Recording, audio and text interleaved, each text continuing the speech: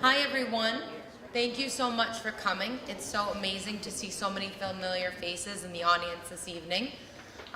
We would like to give a warm welcome to our president, Dr. Laura Douglas.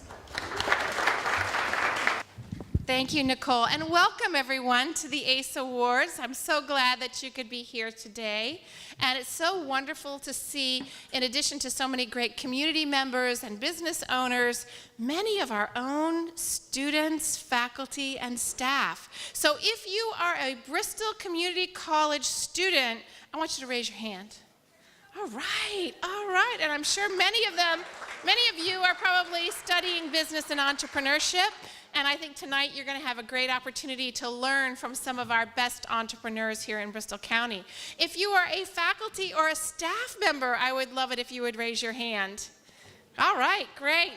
Wonderful. We really appreciate the leadership of our faculty and staff.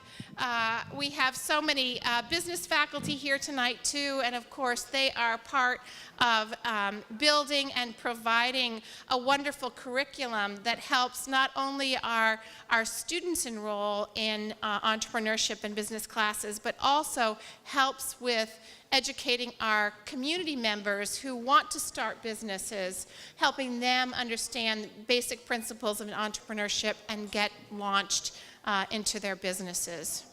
You know, entrepreneurship is a very, very interesting concept. It's a concept that blends strategy. It's a concept that brings in innovation. It's a concept that brings in creativity. And it also brings in a lot of very focused thought on the numbers. How is it that you're going to make something happen with maybe limited resources? It's a very creative process, and our country is very much built on entrepreneurship. And we have our small businesses throughout our nation, and especially here in Bristol County, to thank for all that they do.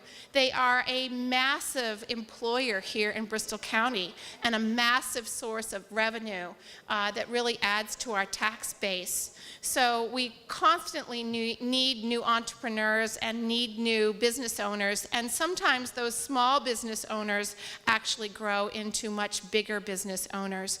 And we have some fantastic companies here, and I'm so glad that you're going to hear about some of them tonight.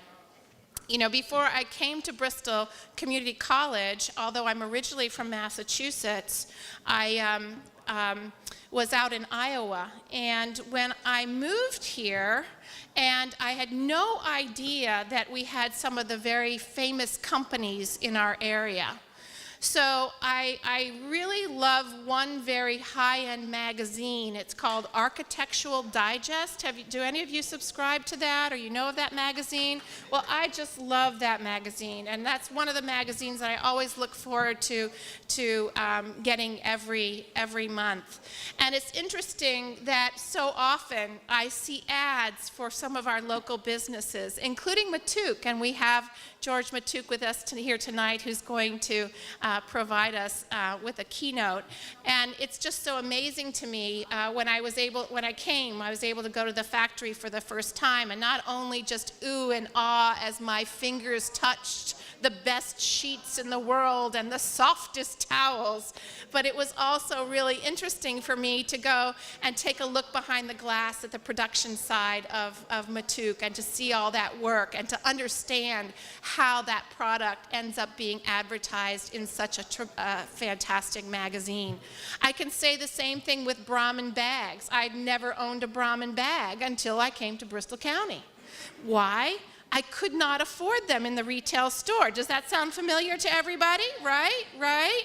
But when you go to the tent sale or the factory outlet, what happens? How many of you are also Brahmin bag buyers and lovers? See? That's what happens. So it's really nice when we can tell our stories about these successful businesses and recognize that they could not be successful without the employees that live here and that also contribute to the wonderful creative processes to make their products better and to be so completely infiltrated, not only in the US market, but in the international market as well. We have so much to be proud of. Let's give all of our entrepreneurs a big round of applause to get the night started. Thank you. Enjoy the evening. Thank you, President Laura Douglas. I was truly honored when my boss, Dean Bill Berardi, asked me to take over the Academic Center for Entrepreneurship because small business is in my blood. My grandfather started a car dealership with nothing, no money, no education, and it's still in business today in Upton, Massachusetts. Ever since I started at Bristol, my mission has always been to help my students in any way that I can. As an educator, I believe that some of our greatest learnings take place outside of the classroom, and the ACE program does just that. It all starts with an idea, and then it's pen to paper, and the writing process begins. After helping students write their business plans, they go out and seek help in the community from industry professionals and organizations such as E4All. It is such a rewarding experience being able to help students launch their businesses and make their dreams a reality. Tonight, I have the honor of introducing our keynote speaker, George Matouk, CEO of John Matouk Company. George has taken his grandfather's fine linens business and has turned it into one of the top bed and bath companies in the world. Matouk has been featured in publications such as Architectural Digest and Better Homes and Gardens. They are the exclusive provider for some of the top hotels in the world, and he is doing it all here in Fall River. George is more than an entrepreneur. He is a change maker.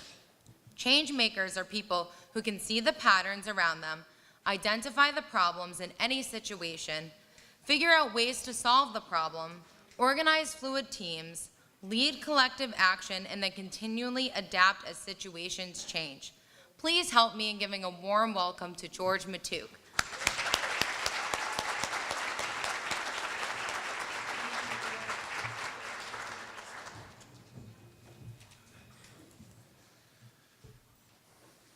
Hi, everybody. That was an amazing introduction. I just kind of like to think of myself as a guy who makes sheets and towels, not a change maker necessarily, but I'll take the compliment. It's an honor to be here, and I just want to take a moment to try to use this. Let me see there. Congratulate the winners of the awards, the reason why we're truly here. Charlie, Tara, David, and Erin, congratulations. Do you guys want to stand up for a second? Let everybody pay a...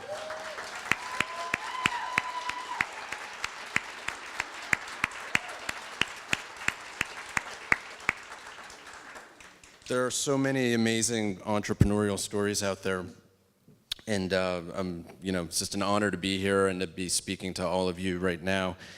And I remember when I was a student or younger and wondering like what an entrepreneur was, and maybe some of you guys are in the same boat. Maybe you are business people and wondering if you're entrepreneurs. So I made a little test for everyone to see if you are an entrepreneur, and if you say yes to these questions, then like you actually might be an entrepreneur. So the first question is, did your parents think that you were stubborn as a child? If you said yes, you're on the entrepreneurial path already. Do people often say to you, are you sure you want to do that? When people say you can't do something, does it make you want to do it even more? Or has your bank ever said something like this to you? Why do you want to build a Cadillac when all you need is a Chevrolet? If you said yes to any of these questions, you might be on an entrepreneurial path. And I want to say something too about being entrepreneurial in our everyday lives. Like, you don't have to own a business to be entrepreneurial or to think like an entrepreneur. All of us can do that in our work lives, in our home lives, in our volunteer commitments and things like that. So this moment to pay tribute to entrepreneurs is a moment to pay tribute to all of us, whether we happen to be lucky enough to be business owners or we're being entrepreneurial in many other ways. This is my favorite Matouk artifact because it says to me what's great about America and about being an American company. So this is my grandfather's certificate of citizenship issued to him in 1937. So my grandfather, John Matuk, he was born in Damascus, Syria. He left Syria after World War I and moved to Italy, where he had a brother who was in the textile business, and he learned the textile trade there. They were exporting handmade lace from Italy to other parts of the world. And then he moved to the United States and started Matuk in 1929, shortly before the beginning of the Great Depression. After the Great Depression was over and he made it through that, as if that wasn't hard enough, World War II came around and his business was completely dependent on importing product from Italy, which then became impossible.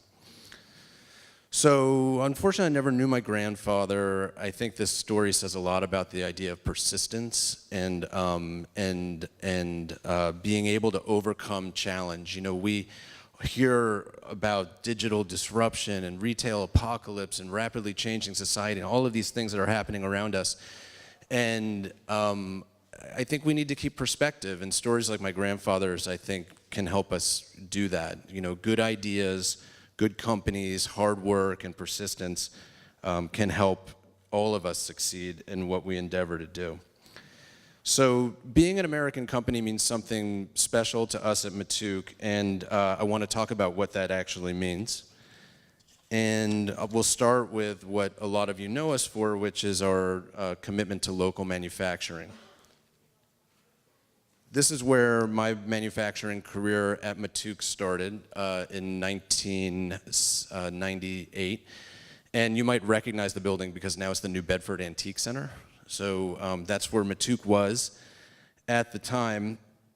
And it was 1998. So for those of you who were alive then, some of you probably weren't even alive then. That's scary. So but for those of you who were around here then, you might remember that there was a robust textile industry that was rapidly disintegrating on a daily, weekly, monthly basis. And it was scary. And there were a lot of intelligent people at that time who told us to close up shop, and that the time for textile manufacturing in the U.S. Was over, and you shouldn't try to fight the tide. You should become an importing company and make that the course of the future for Matuk. I think all of you know that we chose a different path, and obviously I'm glad that I did, or I'm glad that we did. Most importantly, in addition to wanting to make things here, we were committed to finding a way to do it profitably. And I think that that's an important idea to touch on, which is that it's great to make things in America. It's a wonderful idea, but business is not a folk song. You really have to find a way to do it that brings value to customers and makes you competitive compared to people overseas. And that's a critical place to start. I could tell a lot of stories about what happened in this building right here. I mean, we had no idea what we were doing. And I can tell you one funny story. You probably wouldn't believe this, but I swear to God it's true. So the company started growing. We had our first really big order. We were supposed to ship it to Neiman Marcus, and it had to go out on pallets and be picked up by a truck. And we had never had a shipment before that went out on pallets and had to be picked up by a truck. And we didn't know where to get pallets. And if you know this area of New Bedford, it's the old Wamsutta Mill complex. It's near the waterfront. There's all these seafood packing companies there.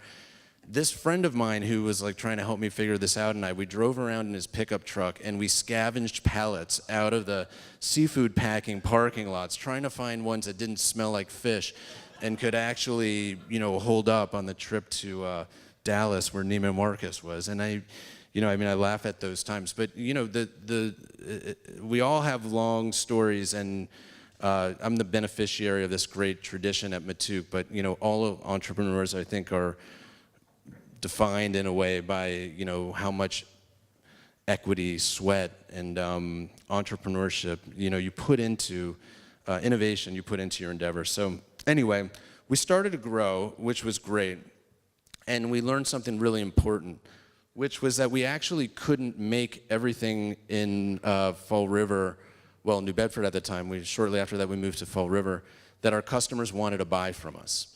So that was an interesting point, because up to then we had been a made in the USA kind of company, but as thinking about becoming more of a consumer-based company. You know, like what do customers really want to buy from us? They wanted to buy things that we couldn't make here in our own factory or even in the United States. So we embarked on the global journey for Matuk, and I want to talk about that because I think it's really important that you think globally as businesses and as companies and understand that there's not a conflict between being a global company and being a domestic company, an American company at the same time. So this is a picture of a guy. He's holding a pillow sham made for Matuk. His name is Gopi Balakrishnan, and he's in India in his factory right there. And Gopi's a young guy, and his family owns a textile operation in India. And back in probably like 15 years ago, they were making sheeting for us. And they made, you know, really nice quality basic sheeting. And, you know, Gopi and his brother, they're entrepreneurial in the way that they think too. And they came up to me and they said, you know, George, we really want to grow our business with you. What can we do? And they were thinking about, you know, how to sell us more fabric. And what I said to them was, you know, to be honest with you, what we really need is someone who can make sheets for us for hotels, because we really wanted to be in this luxury hotel business. And you just couldn't do it making it in Fall River. You know, we're winning and losing orders based on nickels and dimes and quarters. Like, it's just too expensive to do it here.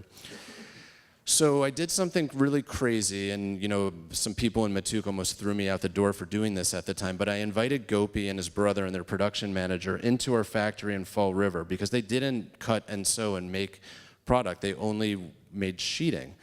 And we invited them in, and we taught them how to do this. We taught them all of our secrets of cutting and sewing, finishing fabric, how to make sheets and pillowcases, duvet covers, and all of these things. And a lot of people inside the factory, and for good reason probably, were looking at, you know, at me like, George, you're crazy.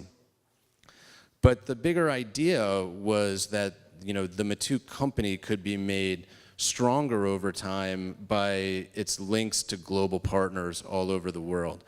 And this idea of like continuing to manufacture here but also making things in India became something really powerful for us, not that just there and in other parts, but in other parts of the world. So after a couple of years of work, they actually got really good at making sheets and pillowcases, and they were making the fabric themselves, so they had a big cost advantage for us. Everything was happening in one place. We're their only US customer, and with their collaboration, we were able to enter the hotel market. This is just a picture of a new hotel, luxury hotel chain that's opening this June. It's the fittest hotel in the world, according to the Wall Street Journal. It's owned by the Equinox Fitness Clubs, and they have plans to open 30 of these luxury hotels around the US and around the world, and Matuk has the contract for all of the bed and bath linens there. And we would never have it were it not for this idea of, you know, global partnerships and thinking, you know, locally and also globally at the same time. We believe that a rising tide lifts all boats, and we're proud of the fact that over the course of Matuk's growth, we've been able to create lots of good manufacturing jobs here in Fall River and also in other parts of the world. This is a really funny picture. This picture is taken at our production partner in the Philippines. And Melanie, the young lady in the middle, who looks like she might be like an Olympic volleyball player, is actually only like 5'2" or 5'3", sort of. The people in the Philippines they're smaller than we are here. It's pretty funny. But we turned to the Philippines for another line of work that we felt like we really couldn't do in the U.S. as well. In the Philippines, we actually inventory the exact same fabrics that we inventory in the United States, and we work on projects together. So we actually worked on a really big project for a large customer in the Middle East just over the last few weeks, and we never would have gotten it if we weren't able to do what we do in the Philippines and do what we do in the U.S. And this, you know, giant project that we did created economic activity all over the world. Ultimately, though, the Matuk as a brand benefits from it. So, you know, and the more hotels we're in, the more places we are around the world, the more jobs we'll be able to create in Fall River. and in other places as well. And then it gives us the opportunity also to collaborate with our partners and overseas to do good things in the world. And this is just a snapshot of our friends in our factory in the Philippines delivering supplies to a school in the mountains and doing relief work over there. So through that kind of collaboration, we're not only doing economic activity, but also trying to be good citizens around the world. A really important lesson around business and entrepreneurship is choosing the right role models. So this is a guy who's not alive anymore, so I feel kind of bad talking bad about him, but his name was Chainsaw Al. And when I was in business school in the 1990s, Chainsaw Al was literally like a hero. So everybody, the prevailing wisdom was all about this idea that was emerging around shareholder value, and Chainsaw Al was like this, flag-waving member of like, buy a company and lay off all the employees and send the production somewhere else and make lots of money for the shareholders. And that's really like, I was taught that in business school. Like that's what we were taught the future of business in America, manufacturing was all about. That's not a lie. And like that led to a lot of destruction because it's, when people in a prestigious business schools around the country are teaching this stuff, you believe it. But you have to listen to yourself and choose the right role models. And I'll just put this guy up here right now because I think he's an example of someone who's a good role model, not just because he looks like me, although I like that about him too. This guy's name is Hamdi Ulukaya, and I don't know if you know him. If you don't, you should read about him. He's a super interesting guy. He's a Turkish immigrant and the founder of Chobani Yogurt. He's younger than I am, okay? So this guy was Kurdish. He came from Turkey, the US. He was an engineer. He started a yogurt company, and it's now a multi-billion-dollar company. And his entrepreneurial story is amazing. But he doesn't just stop there. He's built his business based on manufacturing in the U.S. in underprivileged areas with lots of workers who were displaced by the global economy and immigrants and refugees. He's given away millions of dollars locally and also where he's from. And he's just like an amazing entrepreneur. And I think that as people, entrepreneurs, humans, we all have the choice of what kind of leaders we want to follow. And, sometimes you might hear that someone should be your role model, but if he doesn't feel right to you, he might not be the right way. So in my mind, a guy like Hamdi Ulukaya embodies what's amazing about this country and about American business. And that's what I think is a real American company. This quote that I found that he said is that business is still the strongest, most effective way to change the world. So we all, in our ways, big, small, and have an opportunity to change the world. As an entrepreneur, if you're running a business, you can design it and build it in a way that does what you want to. Our small idea for trying to change the world a little bit was in 2013 creating a sewing factory that was not only efficient, flexible, and productive, but also beautiful, dignified, green, and providing a great experience for its employees. The textile industry has a sordid past all over the world, really. It's not just in the United States. But I think that there's companies who are around, Charlie Merrow's getting an award tonight, he's another one, that think differently and want to change the face of textile production for the future. And we set out to do this. So as the company started to grow in 2013, we set out on this project to expand our factory in Fall River. That's a picture of my wife, Mindy. She's a creative director of Matuk, and our 3 daughters. Atop of the construction site, we were doubling the site of the plant, and that's me standing in what's our new sewing room. And just another word of advice to all of us entrepreneurs and everyone else, that work-life balance is really important. Don't ever forget, it's not just about business profits and loss. I mean, we all get obsessed with this stuff. We kind of live in a workaholic culture, but whether it's family or religion or athletics or whatever it is, like maintain balance in your life and you'll do better at work. So this is a picture of what that sewing room looks like that I was just standing in before. I think we might have the only sewing room with a 100-foot painted mural sitting above it. I don't know if you can see it above all of that electrical work over there. You know, that's just a way of communicating that it's not just about coming and like producing, but it's also a place where beautiful things are made and where craft happens. This used to be called our warehouse, but then when we did our construction project, we changed the name to the Fulfillment Center.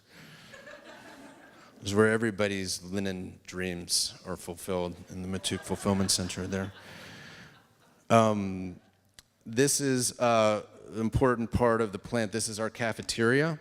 So one of the main things that we were endeavoring to do when we did this project was create more of like a campus type of feeling where employees, no matter where they worked in the company, were feeling like they were treated with the greatest thought and dignity, respect, and resources that we had. So if you look in the cafeteria, you see the same design details, high quality furniture, lighting, lots of natural light that you see in the reception area where, you know, visitors are coming or where, you know, executives in the office are working. We wanted everyone to feel the same way and create that kind of one culture inside of Matouk. And if you look on the right side of that picture, you'll see all of that those windows there, which lead to the outside where there's you know, a nice patio for eating, and also leads out to the Matouk Park. So this was another, you know, effort that we made to create an experience that didn't really exist anywhere else. And you know, it's not actually a lie to say that during this project we spent more money on trees than we spent on sewing equipment. And you know, that's when the bank was telling me like that I should drive a Chevrolet and not a Cadillac, which, you know, to a bank makes a lot of sense. Like they're not thinking that the trees are gonna pay a return on the investment necessarily, but like what they didn't see is the larger picture of this dream that we had at Matouk that we wanted to see fulfilled. So it's kind of a funny story. You know, when we were afraid that when we built this park, nobody inside the company would know what to do with it because it just was so strange that there was a park at a sewing factory. So when we poured concrete on the sidewalk going back, we invited people to come and you know, scratch their names into it and kind of like leave their mark on the construction project. We thought maybe they'd show their kids and like bring their family or their dog back there or whatever. So we did it the first time and like 20 people did it. And a lot of people were like, nah, that sounds weird, we're not doing it. And then after the first 20 people did it, everybody got jealous and they said, can we do it again? So if you walked on that sidewalk, you would see several different you know, squares of people's names, and it's a really nice part of the property now. So my last bit of advice on being an entrepreneur is that if you ever want to sound smart, you should use an RFK quote, because there are lots of really good ones, and there's one for every moment. So the one thing I noticed about RFK is that you know, he's like from the 60s, and so when you read what he said, it's very like male oriented. You know, it's all like, if a man does this and he will do that or whatever. I mean, the words are really powerful, but you know, like I kind of feel like he doesn't sound woke in today's world. And so, you know, I'm a, you know, father of 3 daughters, and so I was like sort of struggling with this, but I didn't think it was right to change his words. So, you know, I'm going to read this quote with apologies for him not sounding woke, but I do think that there's a message there too, that Robert F. Kennedy was super woke for the 60s, and so we can't always judge people from a different time by the lens that we have right now. And I like to find inspiration from people for business who weren't actually business leaders. I think it just helps us see the world from a broader perspective, and this is what RFK said that I want to repeat to you. Few will have the greatness to bend history itself, but each of us can work to change a small portion of events. It is from numberless diverse acts of courage and belief that human history is shaped. Each time a man stands up for an ideal or acts to improve the lot of others or strikes out against injustice, he sends forth a tiny ripple of hope, and crossing each other from a million different centers of energy and daring those ripples build a current which can sweep down the mightiest walls of oppression and resistance. I think in our own way, we can all create ripples that make the world a better place. Congratulations to all the winners, and thank you so much to ACE for having me.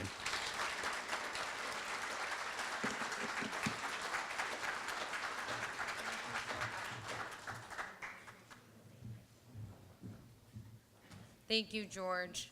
That was so inspirational. Now we're just going to take a quick moment, and Candida Rose is going to come on the stage and sing a song for us.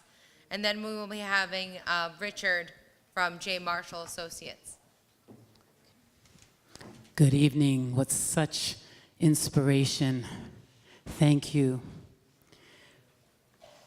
So I'd like to offer a song to all of those who are receiving awards this evening, and also to our illustrious keynote speaker. I just came through the E for All program, Entrepreneurship for All program that Ms. Nicole spoke about earlier. And I offered this song to them, to my cohort as well, because we are dreamers, and we do go for our dreams. And to those who are receiving awards today, you have achieved your dream and you're still going on and doing more. And to Mr. Matuk, who is continuing to show us how to continue to go for those dreams. So I hope you enjoy this song as well as I do.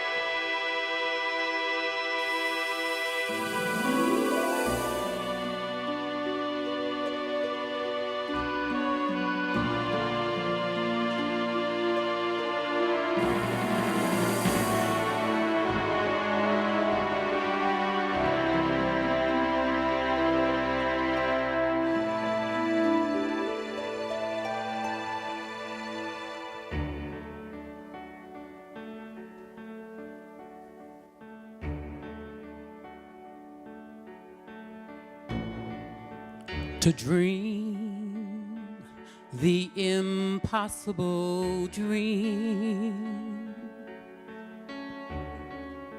to fight the unbeatable foe, to bear with unbearable sorrow, to run where the brave dare not go, to right the unrightable wrong, to love pure and chaste from afar, to try when your arms are too weary, to reach that unreachable star. This is my quest to follow that star, no matter how hopeless, no matter how far, to fight for the right without question or pause, to be willing to march into hell for a heavenly cause. And I know if I'll ever be true to this glorious quest,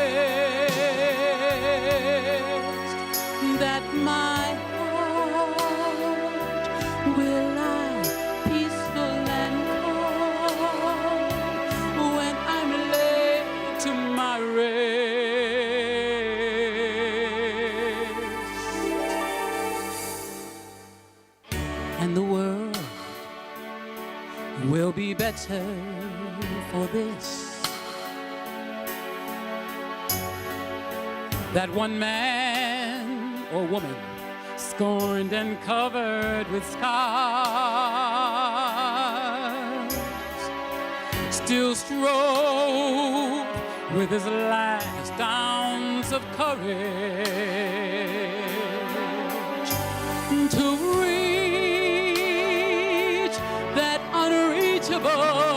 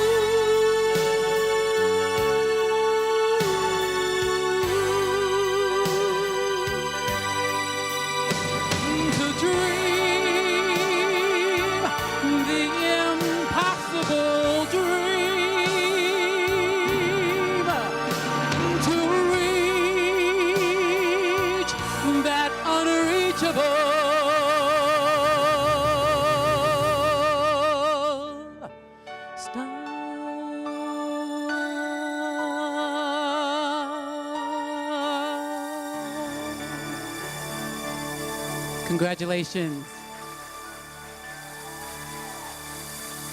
Thank you.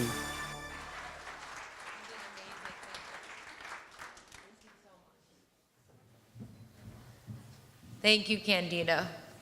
Words can't describe how beyond powerful that song was. Thank you so much.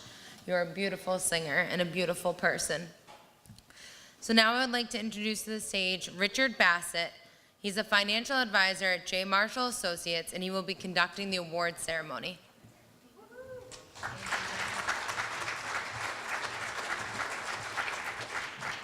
It seems every year I have a tough act to follow, and I don't know what to say. I was sitting next to Michael, and as soon as you started singing, the sweat started pouring down, because I will not be singing, or doing that either. Okay, so we're excited. So thank you so much. This is, I think, the 5th or 6th year we've been asked to present at the ACE Awards. We appreciate the opportunity. As a small business owner in Fall River, Joe appreciates what ACE stands for, what they promote, and more importantly, what they follow. They don't just talk about entrepreneurship, they help create it. So it's really a great honor. The first award today is for the Sustainable Entrepreneur, and the winner is Erin Babbitt. Erin's the owner of Stony Creek Farm in Swansea, Mass. Stony Creek Farm, for those of you not familiar, was located on busy Route 103 in Swansea, but the 40-acre farm also sits on the banks of the Coal River. The unique location of the farm provides a showcase for sustainable lifestyles and products in the South Coast and Rhode Island. Since 2003, Erin has boarded horses and maintained farm animals. Over the years, she has expanded to offer a farm experience for the whole family. As their website stresses, families can enjoy a picnic, visit the petting zoo, and stroll around the working farm, all for free. It's educational and entertaining. In addition, the farm hosts birthday parties at the farm or brings animals to homes and community events. Since 2016, Stony Creek Farm has been the home of the Swansea Farmers Market, featuring Babbitt's own grass-fed beef and about 20 vendors. It's pretty good. This new market has not only been a positive experience for conscious consumers in the town and region, but also created opportunities for other small farmers and craftspeople, the true definition of entrepreneurship. More than 20 vendors take part in the farmers market, which is held at the farm, and during the winter in the Swansea Mall. The products support sustainable lifestyles and provide entertainment and education to the community. During the warm weather, the market is open on Sundays at the farm. In the winter, the market has provided new life to the soon-to-be-closed Swansea Mall. Thank God for that. Each Sunday from November to May, the pony rides, petting zoo, face painting, music, and vendors moved indoors. In 2018, the town awarded the market a beer and wine license, so smaller brewers now have a venue to share their beverages. most of which are made with sustainable products.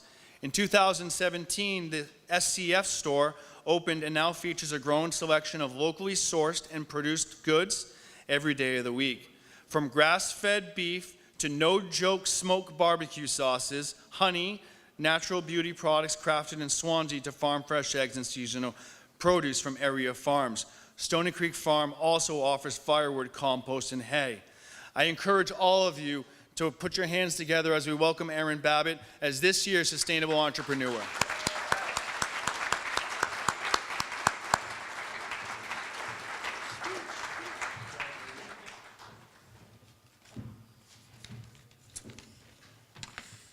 Thank you. I don't normally do this stuff, so I'm a little nervous here, but I can't remember a time in my life when I was not working on or running my own farm. It is what I have always done and try to do this day. It still makes me happy.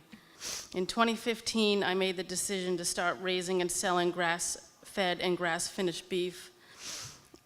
It was an easy decision to make.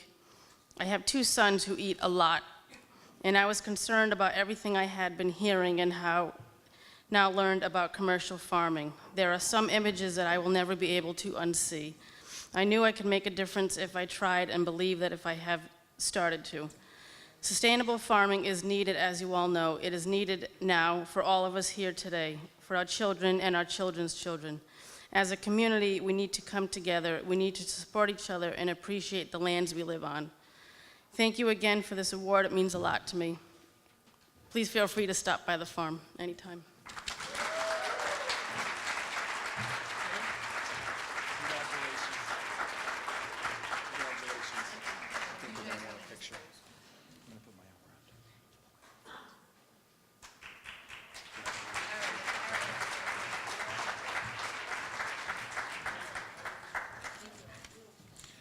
Thank you very much, Erin. Our next award is for the Developing Entrepreneur Award. Tara, yeah, I got it, didn't I? Yeah, I did. Don't worry. Winterhalter is the owner of Ritual Sweat Society in Dartmouth and the creator of the 1111 practice. I haven't had lunch yet, Tara, so I keep trying to make sweat sweet. Tara started as a dancer at the age of 4 and as she excelled in her dance career, yoga became a part of her training. After college in 2009, she opened up her first business, Motion Dance Studio in Dartmouth. Tara saw an opportunity to expand her clientele as a lot of dance moms would wait in the lobby while their children were in class. So she got her bar certification and began her fitness journey by offering bar classes for the dance moms in the lobby. Again, a great sign of an entrepreneur, recognizing a problem and then developing a solution. Great job. Tara knew she loved teaching fitness, but she wanted a change of scenery, so she moved with her family to Nashville and ignited her yoga practice. After selling the dance studio, she earned a 200-hour yoga certification through Yoga Alliance and made yoga her priority. After a little over a year in Nashville, she moved again to Scottsdale, Arizona, for more opportunities in the field. In Arizona, she received the ERT 200 and the YACEP certification through Yoga Alliance. Through this, she traveled the world to Sydney, London, Portugal, and more, leading and certifying people in yoga. Tara was inspired to be able to offer a little piece of herself and yoga to the world, but she wanted to bring it back home to her roots in Massachusetts. Tara moved back to Massachusetts and opened Ritual Sweat Society in Dartmouth in August of 2017, and the second location in Providence, Rhode Island in June of 2018. With a passion for creativity and movement, Tara launched her own method, 1111, The Practice by Tara J. On November 11, 2018. 1111, The Practice is a full-body yoga practice with 11 poses, 4 cardio bursts, 7 chakra openers, with the entire class as a palindrome. 1111 is more than just fitness. It is giving yourself time for personal, healthy, and mental release to balance and refresh your mind, body, and soul. It's been very rewarding for Tara to bring health and wellness to the people around the world. Please put your hands together as we welcome this year's Developing Entrepreneur, Tara Winterhalter. Great job. Thank you. Congratulations. feel like I need to lower this down. I'm very short. Oh, no, that's a lot. That's good. It's funny because I can teach yoga for 200 people, but speaking in front of people is a little different. So first off, I'd like to say thank you for this amazing award and opportunity to be here today. I'm really not great at speeches, so I'm going to give it a go. Bear with me. As mentioned, my name is Tara Winterhalter. I'm the owner of Ritual Sweat Society, which has 2 locations in Dartmouth and Providence, as well as 1111 The Practice, which is a yoga practice and training program. I want to start by telling my story, as I feel it's most relevant to understand why I'm standing here today. So growing up, I was always drawn to movement and art. I was the little girl twirling in the corner, stubborn as heck, and adamant about wearing my hair down with a green dress with black polka dots every day to school. My determination to make my own rules started pretty early on, so sorry to my mom and dad for that. I went on to be a gymnast and competitive dancer. Even in elementary and middle school, I would spend recess hours choreographing routines for my friends. My elementary school yearbook predictions said they envisioned me as a choreographer, so I guess I made that abundantly clear pretty early on. In high school, right here at Durfee High School, I'm a Fall River girl, I started the dance team as an official program. After high school, went on to open my first business, a dance studio at the age of 23. It is wild to me that it's still existing 10 years later, and I'm so happy that Courtney, who's a good friend of mine, is still running and operating the studio today. It was through dance that I found yoga. I wanted to offer moms in the studio a chance to do something other than sit in the waiting room, and saw the opportunity. I started by teaching bar fitness classes and went to receive my certifications in Nashville, Tennessee, and fitness became my new passion. After having my 2 beautiful children, my husband and I took the risk to move to Nashville for a new adventure. With risk comes roadblocks. It wasn't an easy journey, but when I look back, I know it was all necessary. After being in Nashville for a year, I learned a lot about my new passion, my craft. I received my 200-hour RYT yoga certification and learned a lot about the back end of the fitness world. I also had the pleasure of meeting some lifelong friends. The opportunity presented itself for another bigger chance to work for a well-known yoga company in Arizona. My supportive husband and family moved across the country again. This move came with a lot of lessons, a lot of tests, and a lot of disappointments. I knew, however, that it was all part of the puzzle because I loved what I did, and I again found the blessings as I learned more about trainings and how to apply my background of dance with my new passion for yoga. I was featured in Self magazine online and had the honor of working with, meeting, and sharing space with some of the most incredible yogis I know. During that time, I had the amazing opportunity to travel the world from London to Hawaii, Australia, Portugal, and all over the US to teach and certify people in yoga. Tough gig, I know. After some time, it was the right moment to move back home. Juggling being a mother, a wife, a trainer, and a leader required a lot of balancing, and although it was worth it, it was time to come back to a stronger support system. When deciding on where to open my studio, I was really torn between Nashville and here at home.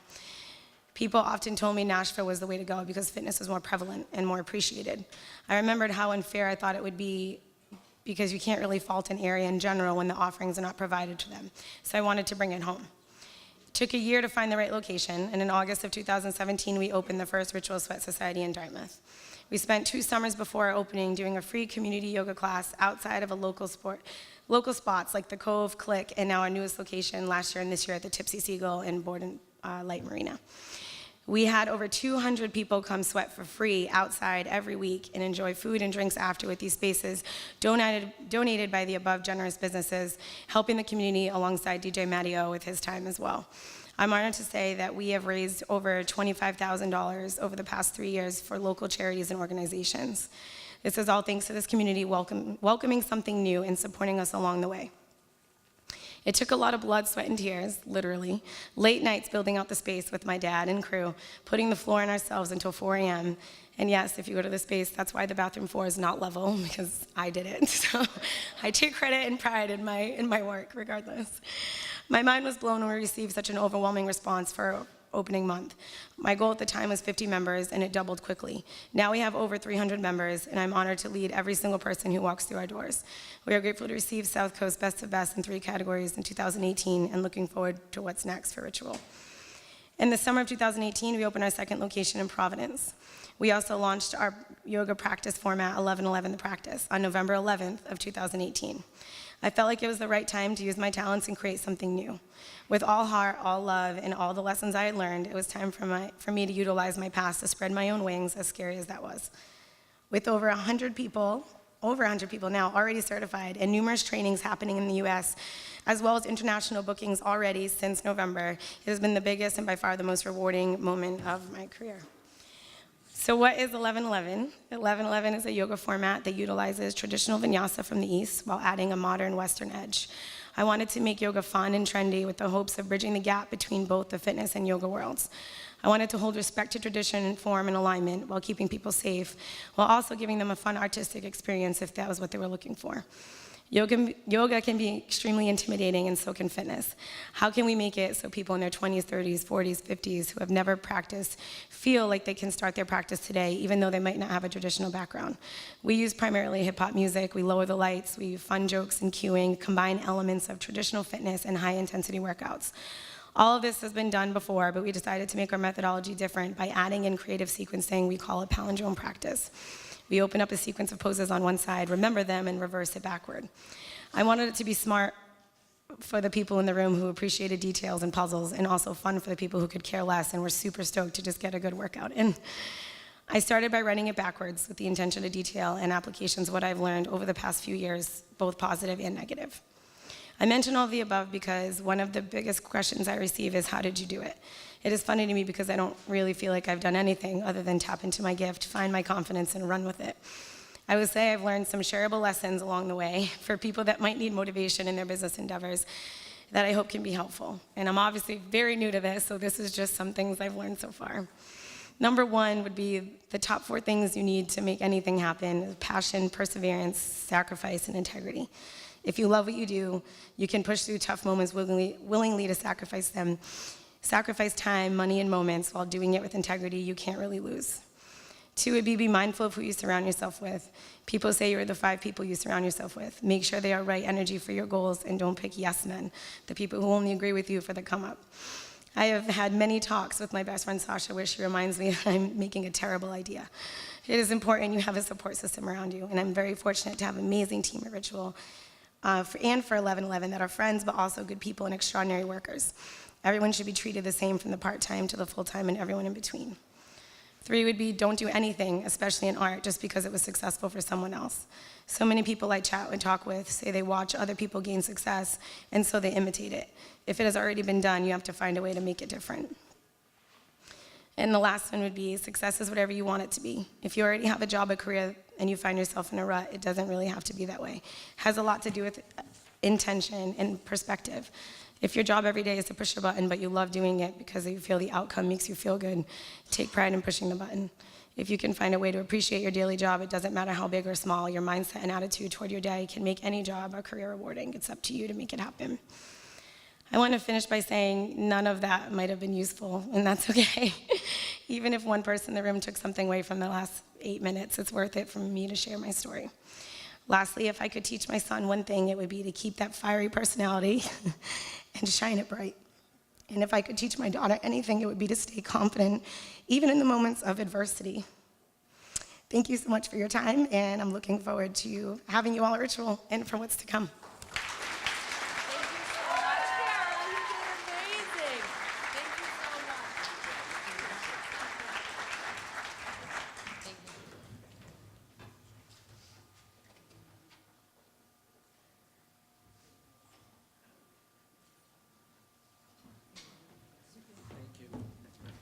Great job, Tara. You okay, Dad? There's a couple people I was sure that belonged to Tara in the audience. Mom and Dad sat here about an hour before the show started. They were ready to see her talk. That's pretty neat. That's pretty neat. The next award goes to the benevolent entrepreneur, David Chozid, owner of Yulong Tai Chi Chuan in Dartmouth. David's a student who teaches, and he's a teacher who learns. David cares for his students in his community. When he opened Yulong Tai Chi Chuan in 2010, David committed to providing Tai Chi and Kai Gong education and practice for wellness. The name of his business, Yulong, draws from a Chinese fable about koi fish faced with the climb of a high waterfall. The fable notes that only those that are most tenacious will make the swim up the waterfall and transform into dragons. The tenacity has great rewards. Tai Chi and Kai Gong are exercises that promote health, stability, longevity, and well-being. David teaches his students about the health benefits and associated research, drawing from his training as a biologist. He infuses the principles of traditional Chinese medicine, philosophy, and martial arts applications. His classes include, there's that word again, Gai Gong, Gong Ping Yang, David, I didn't read this far, style Tai Chi, Beijing style Tai Chi, sword forms, and fan boxing. His students range in age from teens to elders, and some come to him with health issues. Part of David's mission has been to demystify Tai Chi and Kai Chong in the South Coast area. This has included free workshops in the community, free summer Tai Chi in Buttonwood Park, demonstrations at World Tai Chi Day events, collaboration with the Cape Cod Gong Ping Tai Chi Quan Club. This is ridiculous. Do I get hazard pay for this?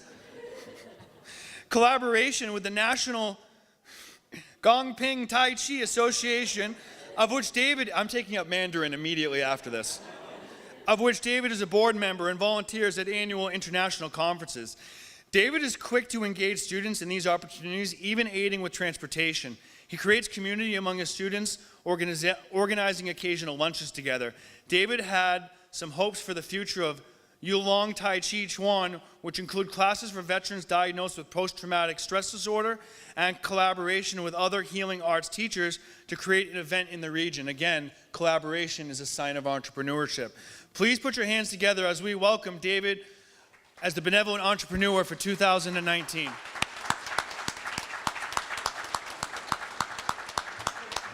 This guy, you're killing me. You are killing me. He did a great job. I was telling him earlier that there's a gazillion dialects in Chinese. So if he didn't get it right here, I'm sure it's correct in another dialect. So I thought I should start by just telling people what Tai Chi is, because a lot of people don't actually know, especially in the United States. Tai Chi is a wellness exercise. It's often thought of as a moving meditation, something similar to something like yoga. Perhaps it's an eternal exercise. Usually when you see people doing it, they're moving very slowly in the park or something like that. It's also in its original form, and the way that I teach it, it's a martial art. It's that wellness, that internal aspect that sort of gives it the flavor. I want to talk real quick. Well, first, thank you so much. I'm sort of blown away by all this, and Nicole did a great, amazing job, and thank you for the nominations. It's really sweet. I have to point this out, that in the program, that's not my logo.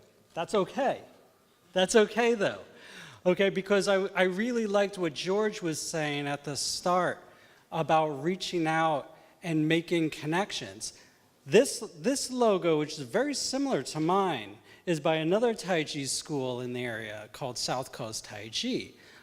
I know Carl, who runs South Coast Tai Chi, very well. We're good friends. We practice weekly. And one of the things that we believe in, along with a number of his other students and some of the other people in the area, is that we need to make that connection and build the brand of Tai Chi as a whole. And by doing that, we're all benefiting. So I'm sure Carl doesn't mind me borrowing his logo. But that's really important, that collaboration. It doesn't have the recognition that something like yoga does yet, not in the United States anyway.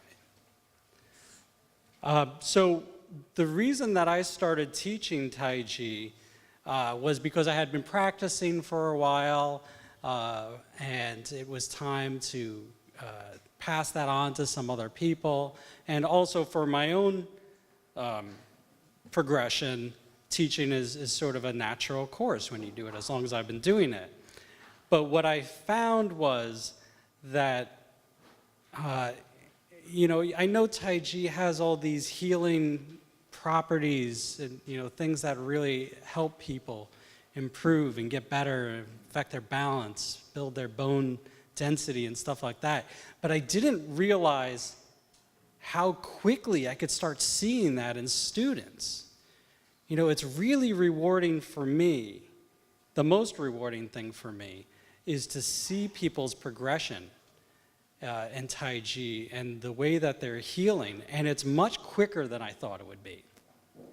So it's my favorite part of what I do now, and it was an unexpected part. So if you were thinking about going to Tai Chi or yoga or trying a new type of tea from a good tea shop or something along those lines, don't procrastinate if you don't need to. Go and do it. Absolutely, you should. So I'm also just going to use this little bit of time here to sort of promote some of the events that I've got coming up. And these are all free events this week. On Saturday, you're all invited, is World Tai Chi and Qigong Day. And that's a yearly event where it starts at 10 a.m. and you do Tai Chi until 11 a.m. and then the next time zone continues and it goes around the world. So this Saturday in Cape Cod and Falmouth, we're going to be working with our sister school, doing Tai Chi. It's a free event. It's really fun to watch. I invite everybody to come to that. And if you have any questions about that, you could talk to me after this. Then on Sunday, I'm doing free Qigong practice in Buttonwood Park. That'll be 10 a.m., okay? And it's going to be sort of near the children's playground, near the soccer fields. You see a bunch of people moving slowly around there, that'll be us. So come to that too, that's free also. Okay, and for those interested, we have lots of other events that occur throughout the year, and it's a great opportunity. And thank you all for having me here. Great job, David. Thank you. Thank you. Congratulations. Thank you. Great job.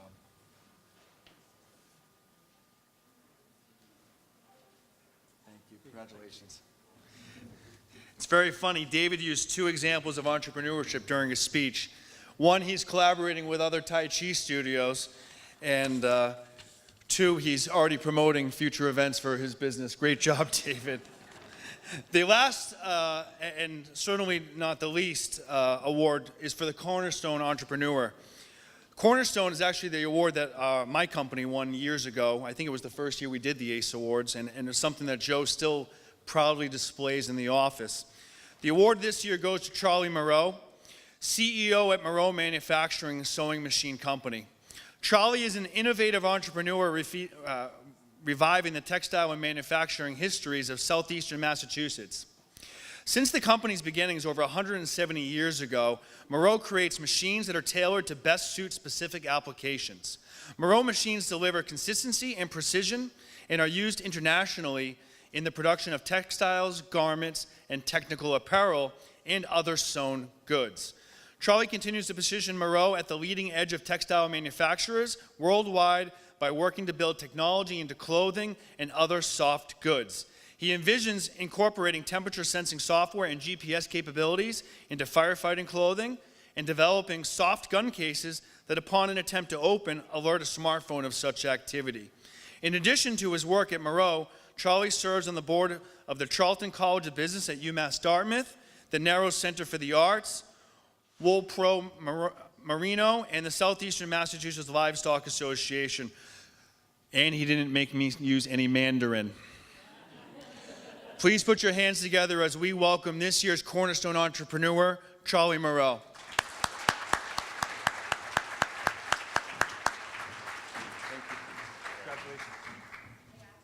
Thank you, everybody. And I'm really proud to be here.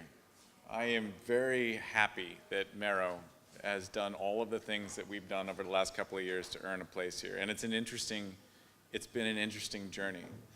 I'm an entrepreneur who is the 8th generation of running his family business. I have a 180-year-old company. But we have a 180-year-old company because we rebuilt it. And in rebuilding it, we created an entire culture of entrepreneurship, and we've done some really cool things. But I come by it honestly, and I think that the most important thing that I can offer anybody here is part of being an entrepreneur is taking a wicked beating. It is suffering. It is doing things that don't work. It is trying things that are set up to fail in an effort to find something that will work. And I've got three pieces of this that I want to tell you about. If you go back 8 generations, the guy who ran Merrow in the 1870s, he didn't make sewing machines, he made gunpowder. And he built gunpowder factories. No, I'm sorry, the late 1850s. And he built them, and they had a general store and some gunpowder factories. And the boys kept blowing up the gunpowder factories. And finally, they pulled the plug on the gunpowder factories, just as the Civil War started. And a family by the name of DuPont happened to not pull the plug on their gunpowder factories, and they did awfully well. And so the first thing that I think is most important in entrepreneurship is recognizing that all of the hard work, all of the vision, all of the energy that anybody puts into it is always married to timing. You get lucky. You know, you can work as hard as you want, you can put it all in, you can have the best idea, but if you miss it by the smallest of windows, it's all for naught. And that doesn't mean that you shouldn't do it. It just means that you're subject to the whims of an evolving world, which brings me to the second story. In 1899, my great-grandmother got on a boat and floated over from Lithuania. And she started a sewing shop in New York. And she started making maternity clothing.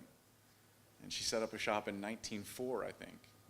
And her name was Lana Himmelstein. And she married, and she became Lane Bryant. And she developed, as a single woman at first, she developed a billion-dollar company on the back of her work by herself in a sewing shop in New York in 1904. Think about that, 1904. And she created, by identifying maternity wear, and eventually the real success was catalog-based maternity wear sales. But she identified that this was an underserved population, and nobody made stuff for them. And so she did. But you know that she didn't just do that. She did that, and she pushed a business model that was a catalog-based business model, and she created a billion-dollar company. It's an amazing story. And for every entrepreneur that runs a gunpowder factory that blows it up just before the Civil War, there's one that makes a maternity wear catalog and launches it just as transportation in the US and manufacturing in the US was exploding, and she got the timing just right. And then you get to Merrow. You get to the reason that I'm standing up here. How on earth is an 8-generation company standing on the stage for an entrepreneurship award? And the reason is that in 2004, the company Merrow was an old sewing machine manufacturing company that was owned by our family. When I say our family, when you go back 7 generations, you're talking about quadruple cousins. I mean, who knows who owned it? It doesn't matter, but it was dying because it made sewing machines. And it made sewing machines in an environment where China had just started making sewing machines. And how on earth do you make a sewing machine in the United States when China is making sewing machines and selling them for 1/5 of what you can do? And the answer is nobody knew. There was no answer. And so I ended up coming back from the West Coast, having worked in technology for years, and listening to a family that talked about how the business was going to just go away because nobody knew what to do. And I sat down with a friend and said, hey, listen, so there's this company, Merrow, and they sell product all over the world, but people don't want to buy it anymore. but they have all of these dealers, and there's a brand, and it's sewing machines. Is it worth being involved with? And he was a consultant at McKinsey, and he said flat out no. And he was the smartest person I know. And he said no. He said, this is a terrible idea. Do not do that. You can do anything you want. Don't do that. And we did it. And so what we did is we rebuilt the company. And we didn't do it conventionally. And I'll spare you the story of how we did it. But we rebuilt the company. And we rebuilt it based on, predicated on an idea that we could build value in stitching, which nobody did. You didn't build cheap sewing machines. No. We predicated on technology, use a lot of technology to support a sales and marketing effort. Use really clever manufacturing techniques to be able to build the thing effectively. And do what customers needed. And so we rebuilt the company, and we made it successful, and it was great.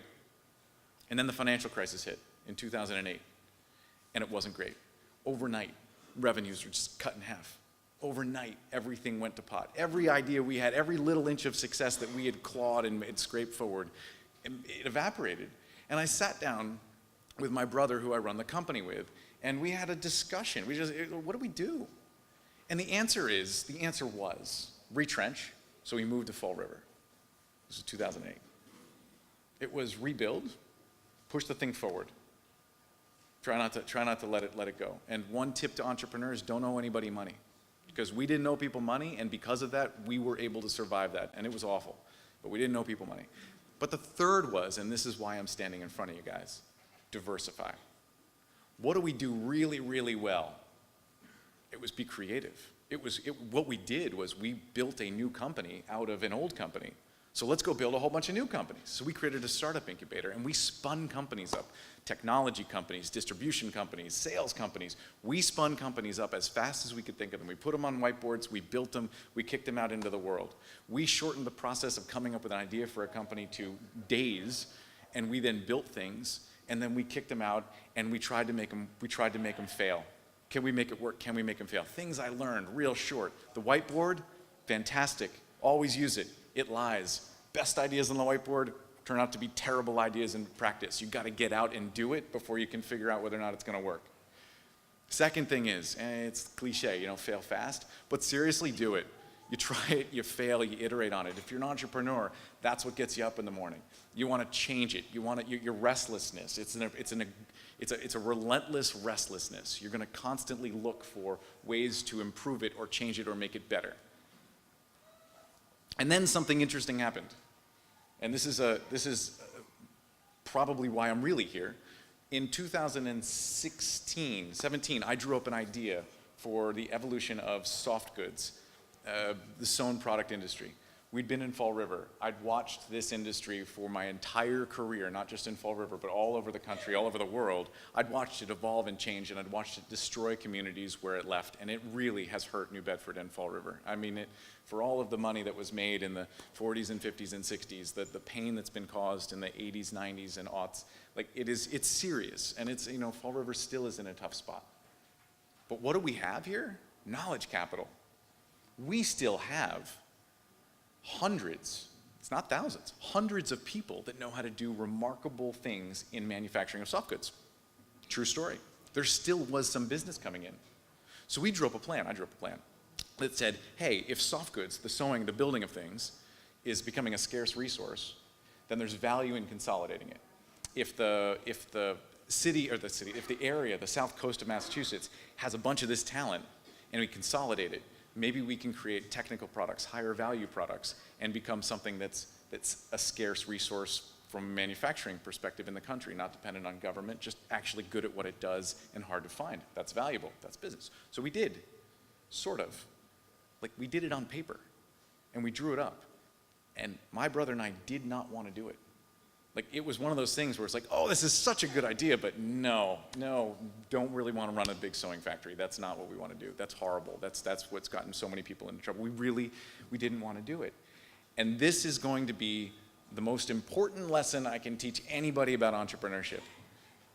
Sometimes you just got to do it. It happens. It's not when you want to. It's not your timing. It's not prescriptive. You don't get to say, here's my plan.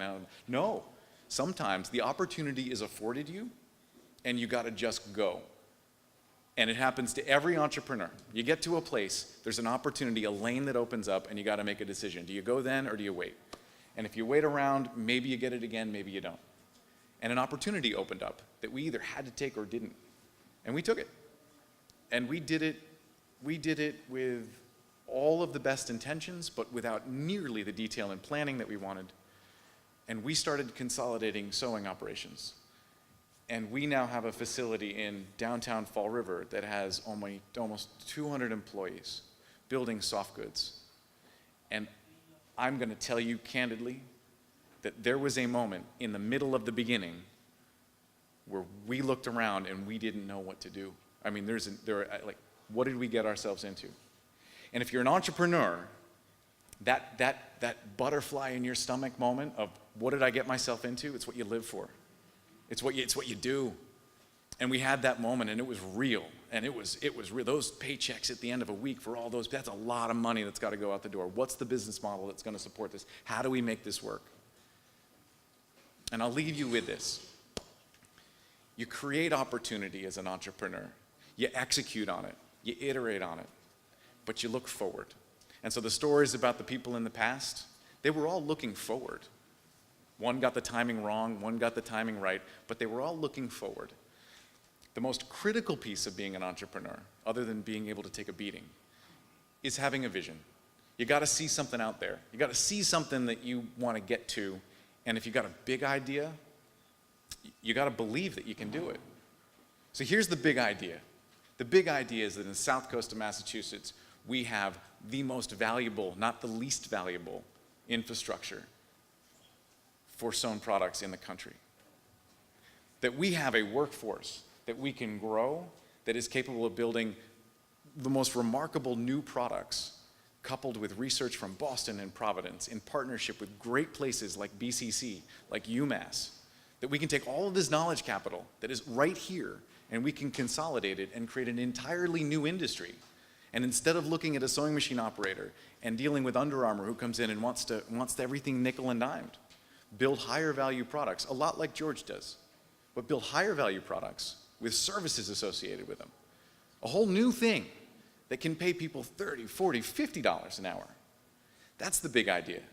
Let's build an industry that evolves the one we're in and looks at something that takes the best parts of it, from the granite mill buildings to the human beings who've worked in them, and turns it into something that is extraordinarily valuable and productive.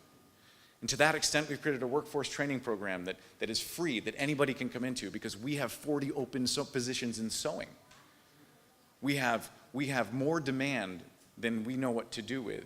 And I had an unbelievable meeting the other day with Goldman Sachs, who said, you've created an infrastructure that is one of the most investable things that we can see.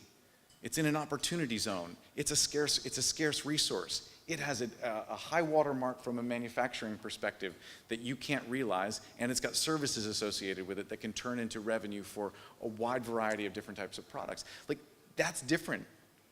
It hasn't happened. We're still working on it, like right in the middle of it. But this is the big idea. Can we do it? How do we do it? How do we work with the BCCs and the UMasses and the MITs? How do we make this all happen?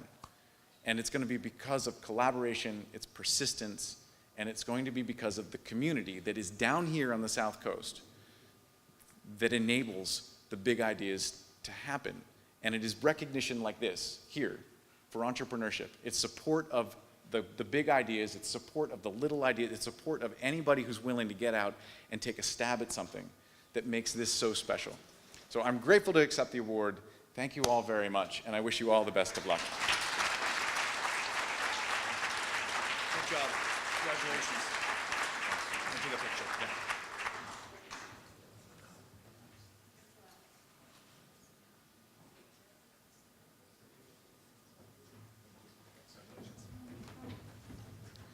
Congratulations to all of our award winners. Now Dean Bill Berardi will take the stage.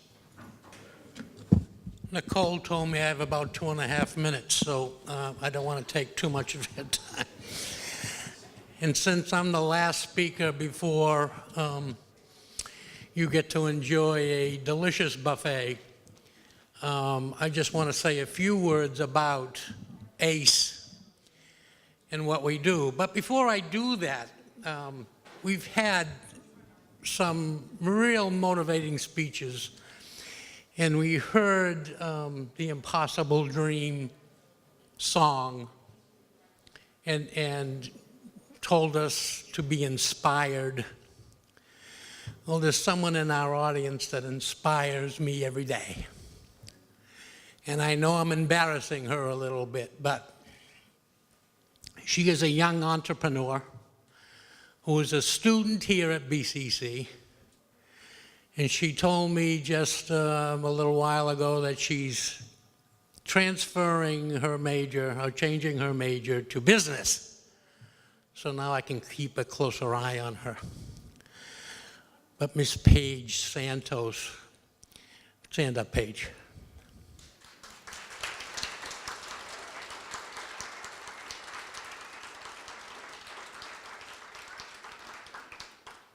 This is my buddy here. And I love her so much because this is inspiration. She developed a business where she makes bracelets and necklaces and different kinds of jewelry out of nylon rope. And she's expanded that to floor mats and bath mats and what have you. And she has a wonderful little business going. And this young lady decided to take on the NFL. And she put the shield, the NFL shield, on some of her jewelry.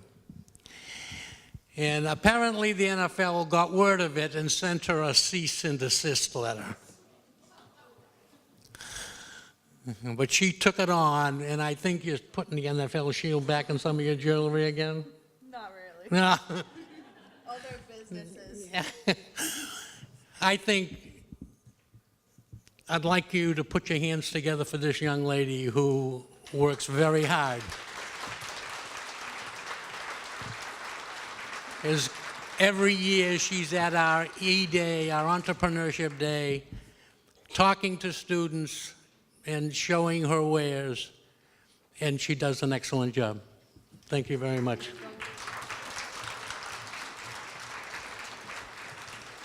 And I know I embarrass her a little bit when I'm doing that, but yes, she is my inspiration, and she works very hard. But that's what ACE does. We take on young people like Paige and help them create a business. And ACE has been part of BCC for 13 years. And ACE was the brainstorm of Dr. Michael Vieira. Stand up, Dr. Mike.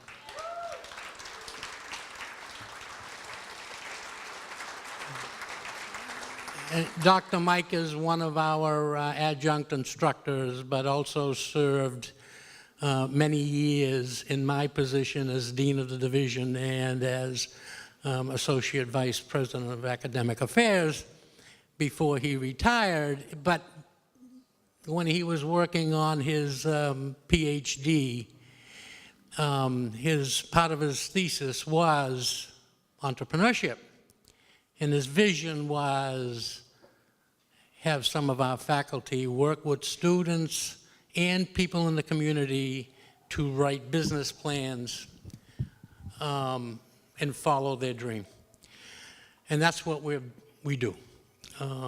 Essentially, we have two main events. That one event is this one that you're at tonight, and I've seen this grow, and I look out and see how many people are here today. When I first started at BCC, we had 30, 40 people at this event, and last count, we were well over 100 here today. So I thank you and ask you to put your hands together for yourselves. And the other event that we do is Entrepreneurship Day, and that has grown to 25 entrepreneurs, and last year we held in the vicinity of 400 students, faculty, and staff. We had 7 high schools participating in attending that program.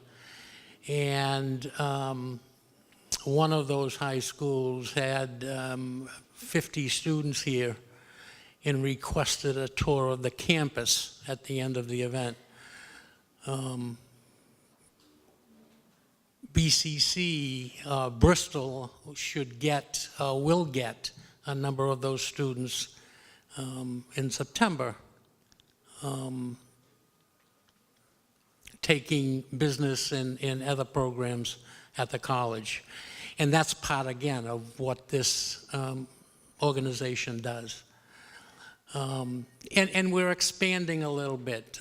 Professor April Lynch has been working with the New Bedford Workforce Development Board on some grant work, and last semester she worked with women in entrepreneurship, teaching them marketing skills and social media marketing.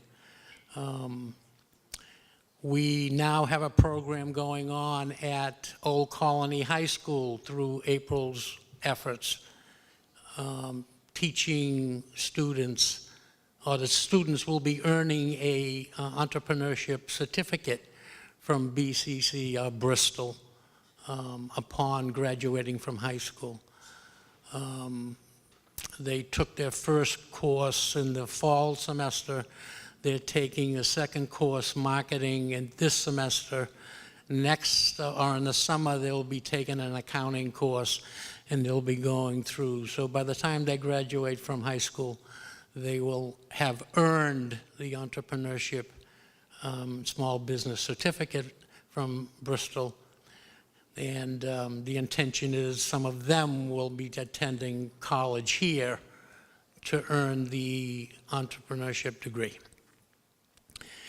That's some of the things that we're doing, and we continue to grow. In the 13 years, there have been 4 coordinators of the program. And I, for one, look forward to what Nicole Hall will bring to this organization and to this college. My time is up. So I'm going to call Nicole up here for one final time. Oh, here she is. I'm ready to go. Thank you. These people are hungry. Thank you, Bill. So first, I just want to congratulate again all of the award winners. You really should be so proud of your business and what you've done for the community. I just want to thank President Laura Douglas. Thank you so much for being here this evening. Dean Bill Berardi. J. Marshall Associates, Richard, thank you very much. I know David's Tai Chi business was not easy to get through since we don't speak Chinese, so thank you for doing that for me, taking the pressure off. Department Chair Doris Perryman, Professor John Bjornson, where is he? He's so tall. Oh, you're not standing, that's why I can't see you. Chef Esteban Martinez and Gloria Cabral and their culinary arts and baking students and all of their staff that helped with this event. All the faculty that contributed to this event. I see a lot of my new faculty seminar members in the back supporting me here. Thank you so much. And then to all the event donors, this event would not have been possible. And thank you, Candida Rose and Mitch Mello, for performing tonight. Your music was inspiring, powerful, and we can't wait to hear more from you this evening. And a special thanks to all my students. And I'm not going to get emotional, but I would not have made it through this event if it wasn't for you. That's all I'm going to say. Thank you. Every single student that is in these chairs this evening, they answered my phone calls. They helped deliver food. They helped set up the beautiful flower arrangements, the beautiful centerpieces. Thank you guys so much from the bottom of my heart. You have no idea how much all of you mean to me. And then tonight, just a quick announcement, after the award ceremony, the Bristol's theater program will be performing Midnight Summer's Dream. at 8 p.m. So if you're not doing anything tonight and you want to see the show, please go support the theater program and David. It's going to be a fantastic show. And last but not least, I just want to call April Lynch to the stage. April has, come on, April. April has taken me under her wing. April has been a mentor to me. She has been a leader. She has literally held my hand through this process, and I would not be standing on this stage today if it wasn't for April. Thank you so much, April.